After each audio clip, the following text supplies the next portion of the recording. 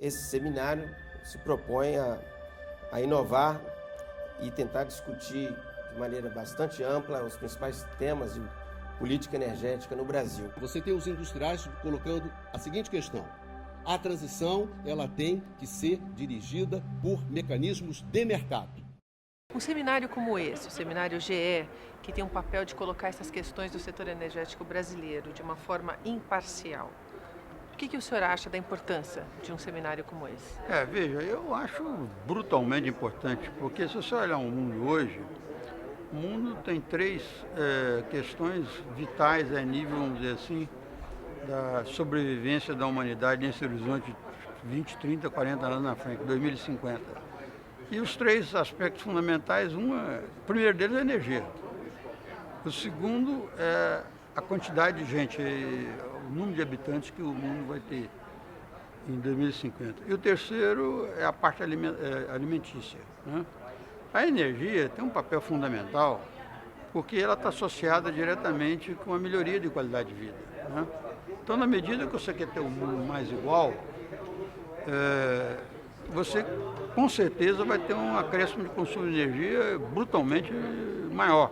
Então, se você pensa numa China, se você pensa numa Índia, se você pensa no próprio Brasil, que tem uma quantidade de gente muito longe ainda de uma boa qualidade de vida, na medida que você crie condições para que essa quantidade de população tenha uma melhoria de qualidade de vida, você vai ter uma demanda de energia. A relação é mais ou menos para cada um que você tem de melhoria de qualidade de vida, você tem 1,5 de energia. Então, a demanda de energia nesse horizonte de 30, 40 anos na frente vai ser brutal. Então, a discussão desse segmento, ele é vital, porque ele vai fazer parte, vamos dizer, da solução que a humanidade precisa lá na frente, né? Acho que o Brasil, particularmente, tem uma situação extremamente favorável em relação a isso, porque o Brasil tem essas três condições básicas. O Brasil, em 2050, não tem uma grande população. A população de 2050 vai ser em torno aí de 230, 240 milhões de habitantes. É menos que os Estados Unidos têm hoje, quando o mundo teria algo como 9,5 bilhões de pessoas, em vez de 6 que tem hoje, ou seja, um aumento de 50%. Isso é um condicionante que os especialistas dizem que é extremamente delicada. O Brasil vai ser um grande gerador de energia, não só na área de petróleo, como da biomassa, as energias alternativas, energia solar. O Brasil tem uma incidência, só para você ter uma ideia, a incidência máxima de sol na Alemanha é menor que a média do Brasil. Então, o Brasil tem um potencial incrível em qualquer que seja o segmento que você olha no campo de energia. E vai ser um grande produtor de grão. Então, eu acho que nós vamos ter que fazer um muro aqui para não deixar o mundo todo vir para cá, porque todo mundo vai querer vir para o Brasil. O Brasil tem uma condição. Eu sou extremamente otimista e acho que a energia é um fator determinante desse processo. O futuro da Petrobras no Brasil. Queria que o senhor falasse sobre isso, doutor Armando. Eu vejo com extremo otimismo a Petrobras, né? Porque não tem nenhuma empresa no mundo, particularmente dentro do setor de petróleo, que são as grandes empresas do mundo hoje, em termos de tamanho, né, que tem as condições que a Petrobras tem. Quer dizer, as grandes empresas de petróleo estão à busca de petróleo. A Petrobras já tem o petróleo na mão.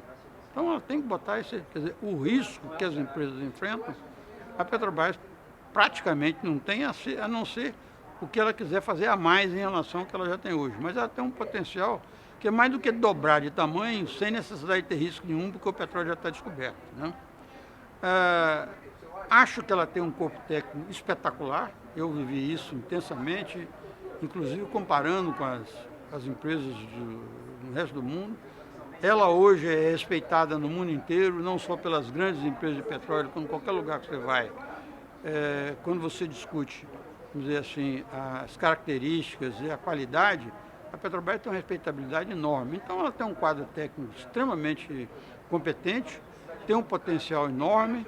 A grande questão que ela tem que administrar é o que nós discutimos aqui, que é essa questão do equilíbrio da ingerência política dentro da companhia em função da presença do Estado. Ela tem um ônus e o bônus, quer dizer, o bônus ela está no Brasil, ter feito as descobertas que fez, o Brasil tem essas características, tem o mercado que tem, e ela praticamente monopolista desse mercado.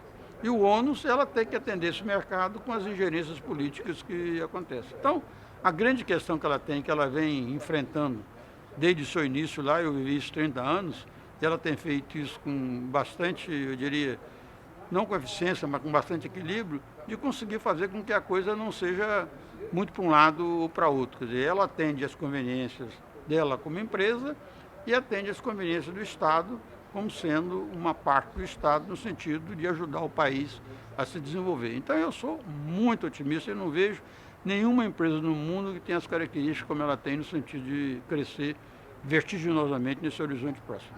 Hoje, na mesa que foi debatido o mercado de combustíveis, levantou-se a questão do monopólio do refino pela Petrobras, das dificuldades, né, da falta de lucratividade. Como é que o senhor vê isso, essa abertura do mercado do refino? Veja, isso é uma questão muito complicada que lá para trás já foi muito discutida, o mercado já foi aberto, algumas empresas se interessaram, entraram e todas que se interessaram, desculpa a expressão, quebraram a cara, né?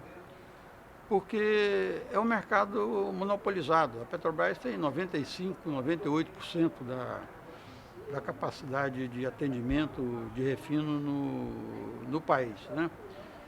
E, de uma certa forma, os preços são administrados. Então, qualquer empresa privada que entrar, ela vai ter que enfrentar dois problemas. Um problema é a Petrobras ser monopolista e outro problema é você ter os preços administrados como estão hoje. Então, o privado não põe a mão nessa cumbuca de maneira nenhuma. Aqueles que botaram se machucaram todos e quando você conversa com qualquer empresa com a perspectiva de eventualmente eles botarem, por exemplo, agora, em função da demanda de recursos que ela está tendo para atender aí aos investimentos na área de exploração e produção, ela está buscando sócio privado para as refinarias lá do Maranhão e do Ceará. E a questão é qual é o sócio que vai vir se os preços aqui dentro eventualmente forem menores que os preços lá fora. Quer dizer, uma companhia vai botar dinheiro e na hora que eu tirar o produto, ela vai ter que ter um preço menor do que aquele que ela teria fora, a chance é zero de acontecer isso. A única chance que eu vejo de eventualmente você ter uma participação que não Petrobras, privada, nesse mercado, é que você desse a oportunidade da empresa que participasse, ou seja, do acionista que entrasse, tivesse o direito de pegar o produto e levar ele para outro destino.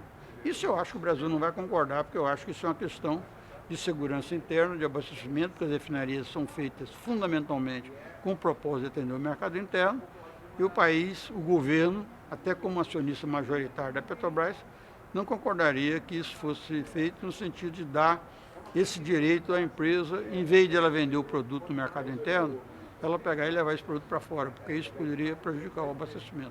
Então, eu vejo um quadro muito complicado no que diz respeito à perspectiva e ou possibilidade de você ter uma participação outra que não Petrobras nesse mercado de refino. E quando nós falamos desses biocombustíveis de primeira geração, o que o senhor acha disso? Qual o futuro do biocombustível? Eu acho que tem, mas não é, desculpa a expressão, essa bola toda que todo mundo fala, né? Porque a participação, ela é importante, ela é positiva, mas a expressão dela é relativamente pequena. Quando você olha a nível mundial como é que vai ser a participação dos biocombustíveis nesse horizonte de 30, 40 anos, ele vai ser pouco mais de 10% do total, né? Então ela é importante em relação à condição ambiental, em relação ao desenvolvimento tecnológico, enfim, o equilíbrio aí da sociedade como um todo, mas eu acho, vamos dizer, que não é solução. Ela é parte, é importante que seja investido, vai ter espaço para ela, mas não é uma coisa de muita expressão, porque a participação ainda vai ser muito restrita aí no horizonte desses 20, 30, 40 anos na frente. Quando o senhor pensa na matriz energética de transição, né, dessa transição necessária agora no setor energético global, internacional, o que o senhor vê como matriz energética? Olha, eu vejo o seguinte, né? Primeiro, petróleo e gás hoje representa quase que acima de 50% da demanda global no mundo. Quando você olha no horizonte de 2050, a perspectiva é que petróleo e gás continua sendo mais do que 40% ainda, ou seja, o grosso da energia gerada no mundo vai ser ainda de petróleo e gás nesse horizonte de 30, 40 anos na frente. Quando você olha no horizonte maior, lá para o final desse século, você vai ter outras formas de energia, principalmente energia solar. Quer dizer, a energia, porque toda a energia que nosso planeta recebe, ela vem do Sol. E nós não sabemos aproveitar isso. Quer dizer, é uma coisa incrível a quantidade de energia que a gente recebe e que a gente não aproveita. Isso é uma questão fundamentalmente de natureza tecnológica. Hoje você consegue gerar energia solar, mas a um custo que ela não é competitiva com as outras formas de energia. Então, na medida que você desenvolver tecnologias que permitam que você tenha uma absorção da energia solar, esse espaço vai aumentar. Então, a expectativa que existe, vamos dizer assim, nos planejadores, nesse horizonte futuro, é que o petróleo e o gás continua sendo muito importante até 2050 e que a partir daí a bioenergia, ou seja, a energia alternativa, vai ter esse aspecto que eu mencionei de 10%, 15% no máximo, e o grosso vai vir da parte de energia solar. E o que notícia que saiu hoje no Globo, que o professor Renato falou, que história que é essa que o senhor vai contar para nós agora? Não, é porque o Globo está publicando a crise do petróleo da década de 70, né? E eu fui o gestor da Petrobras e do Brasil. O Brasil, na época, importava 80% do petróleo que consumia. E eu que era o comprador de petróleo do Brasil. Então, eu passei boa parte da minha vida lá no Oriente Médio, que era o grande abastecedor de petróleo no Brasil. E no Oriente Médio, como é uma cultura muito diferente da cultura nossa, teve fatos muito, vamos dizer assim, interessantes e incríveis, vamos dizer assim, diferentes em relação ao que nós temos no Brasil. E o Globo publica algum desses fatos que ele pediu que eu narrasse, né? Então ele... Conta esse fato para nós, então, aqui, para finalizar a entrevista. Bom, tem um que ele estava me perguntando ali, foi que uma ocasião eu estava negociando na Líbia, nós compramos petróleo de todo mundo, né? Do Irã, do Iraque, Kuwait, Arábia Saudita, Líbia, Argélia, Nigéria, e eu andava por aí. Só para você ter uma ideia, teve um ano que eu fui 24 vezes a Teherã, quer dizer, 2 vezes por mês a Teherã, naquela ocasião, né, na década de 70, né? Eu era responsável pela compra de petróleo. E o Brasil não tinha dinheiro, entendeu? Quer dizer, nós não tínhamos como pagar o petróleo e as empresas vendedoras exigiam carta de crédito, nós não tínhamos condição. Então nós tínhamos que fazer mágicas para poder conseguir. Então eu estava numa ocasião, numa discussão lá na Líbia, nós fomos com umas empresas. O que é que o Brasil fazia? Nós íamos com as empresas que vendiam serviços, vendiam produtos. A Volkswagen, por exemplo, era uma empresa que exportava carro para o Iraque, e o pagamento que o Iraque fazia, em vez de ser para a Volkswagen, ela não se entregava petróleo, a gente pagava a Volkswagen aqui em dinheiro, né? Então, tinha várias operações desse tipo. Uma delas foi na Líbia, e nós estávamos negociando na Líbia, e eu não estava concordando com o preço que o cara estava me pedindo lá, o chefe da área comercial lá da empresa Líbia estava pedindo um preço que eu não concordava. E a diferença entre o que ele queria e o que eu estava querendo era 10 centavos de dólar por barril. E eu não concordei. Nós ficamos até o final do dia discutindo, etc. E eu voltei para o hotel. E quando eu cheguei no hotel, a minha mala estava na porta da rua, né? E os donos do hotel lá estavam dizendo que receberam ordem de me botar para fora do hotel. Eu conversei com eles e dormi debaixo da escada, né? Foi uma noite incrível. No dia seguinte, quando eu voltei para a companhia de petróleo, quando eu cheguei lá, quando eu entrei lá, o cara que estava conversando comigo, como é? Depois de ter dormido debaixo da escada, você hoje concorda com a minha proposição? Eu virei para ele, não concordo não, mas vamos fazer o seguinte, os 10 cêntimos vamos achar ele. Você fica com 5, eu fico com 5. Ok, negócio fechado.